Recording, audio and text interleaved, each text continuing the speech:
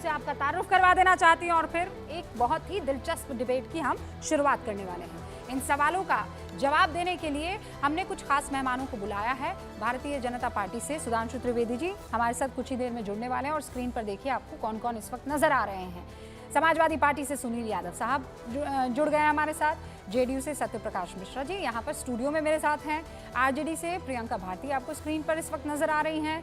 LJP Ramvilas Paswan गुट से धीरेन्द्र कुमार मुन्ना और वरिष्ठ पत्रकार हर्षवर्धन त्रिपाठी जी आपको दिखाई दे रहे हैं। हर्षवर्धन जी, शुरुआत मैं आपसे इसलिए कर रही हूँ क्योंकि ये मसला जो है अब पॉलिटिकली ये देखा जा रहा है कि हिंदुत्व की काट ये है जाति, और उस पर अगर कोई फ्रंट फुट पर खेलता हुआ नजर आ रहा है तो राहुल गांधी।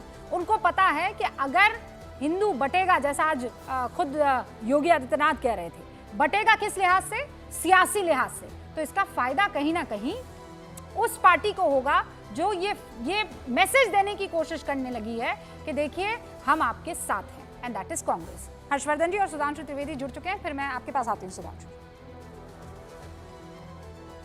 है कि सबसे पहले तो ये बात करनी चाहिए कि राहुल गांधी जो कह रहे हैं उसका कोई सब्सटेंस है क्या, सचमुच वो जो कह रहे हैं। और मैं भारतीय जनता पार्टी के लोगों से बड़ा आग्रह करूंगा कि आप लोग ये जरा, प्रधानमंत्री जी ने एक बार बोल दिया बालक बुद्धि, तो मैं देख रहा हूं कभी किरेन रिजिजू ने बोल दिया। राहुल गांधी बहुत खतरनाक प्ले कर रहे हैं। इस देश में जाति के आधार पर बात करना ये कोई गलत बात नहीं, बिल्कुल होनी चाहिए, हर जाति की बात हो। और मैं तो निजी तौर पर मैं मानता हूं जनगणना हो भी जाएगी तो क्या होगा, बिहार में सर्वे हुआ क्या हो गया। लेकिन राहुल गांधी जो कर रहे हैं उसको समझना चाहिए। राहुल गांधी की पूरी पार्टी कुछ एलीट अपर कास्ट की पार्टी है। मैं फिर से कह रहा हूं अपर कास्ट भी नहीं, कुछ एलीट अपर कास्ट की पार्टी है। कहीं के राजे रजवाड़े, कहीं की कुछ बड़े ब्राह्मण नेता, इसके अलावा आपको कोई मिलेगा नहीं, किसी राज्य में नहीं मिलेगा। कल हमारे शहर प्रयागराज में एक संविधान सम्मान सम्मेलन, आप जानती हैं रूबिका जी, उसको कांग्रेस पार्टी ने कराया ही नहीं है। सुनील यादव जी जरूर जानते होंगे, समाजवादी पार्टी से इनके पास रिपोर्ट आ गई हो। इसको एनजीओ, एक्टिविस्ट और कुछ लोग जो हर कचहरी में 200-400-600 लोग जो धरना प्रदर्शन साल भर करते रहते हैं किसी भी मुद्दे पे, उनसे बारिश नहीं हुई है तो उस पर भी धरना करा दीजिए, सूखा हो गया तो उस पर धरना करा दीजिए। ऐसे लोगों का समूह कल संविधान सम्मान सम्मेलन में था। हाँ। भारतीय जनता पार्टी को जो बात योगी आदित्यनाथ ने कही है वही मूल है, उसी पर जाकर लड़ाई लड़नी पड़ेगी। और ये कोई लड़नी पड़ेगी मतलब इस वक्त तक तो ये लड़ाई शुरू नहीं हुई है। सुधांशु त्रिवेदी जी, सवाल ये है कि अब तक पिच आप लोग तैयार करते थे और उस पर बाकी पार्टियां आकर खेलती थी, लेकिन अब पॉलिटिकल पंडित ये कह रहे हैं कि पिच तैयार हो रही है विपक्ष की तरफ से, वो है जातिगत जनगणना जो आपको बैकफुट पर लेकर आ गई है।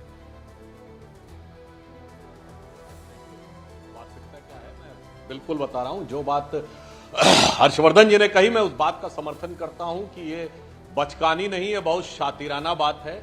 और कौन बदल रहा है ये देखिए। रूबिका जी, मैं दर्शकों से कहता हूं जाके 10 साल पहले का राहुल गांधी का गेटअप देखिए, एकदम क्लीन शेव, जिसे ग्रामीण भाषा में कहेंगे बबुआ टाइप, और इसमें कहेंगे तो चॉकलेटी प्रभुत्व। और 2014 में ईश्वर के नाम की शपथ हिंदी में। और आज के उसके बाद देखिए 2019 के चुनाव के आसपास कुर्ते के ऊपर जनेऊ, तिलक, और अपनी जाति ही नहीं गोत्र भी बताना। कहां पे बताना? 2018 के राजस्थान चुनाव में पुष्कर से निकलते हुए, यानी मंदिर के बाहर बताना।